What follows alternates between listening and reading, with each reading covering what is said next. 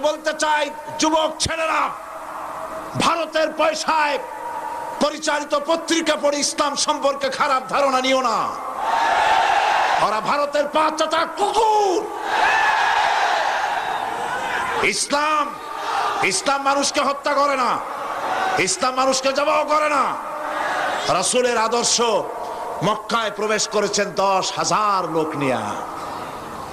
রাসূলুল্লাহ বলছেন, খবরদার, আমার বিনা অনুমতিতে, কান খুলে শুনুন, আমার বিনা অনুমতিতে কোন বৃদ্ধ, কোন অসুস্থ, কোন নারী, কোন শিশু এদের গায়ে হাত তুলবে না এবং কোন ফলদার বৃক্ষ কর্তন করবে না বলেছেন বিশ্বনবী মুহাম্মদ রাসূলুল্লাহ সাল্লাল্লাহু আলাইহি ওয়াসাল্লাম।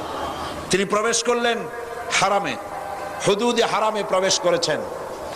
সেখানে তিনি দেখতে পেলেন মানুষ সব দৌড়াইতেছে বয়স ছোটে। তাদের আগের ধারণা আছে রাজা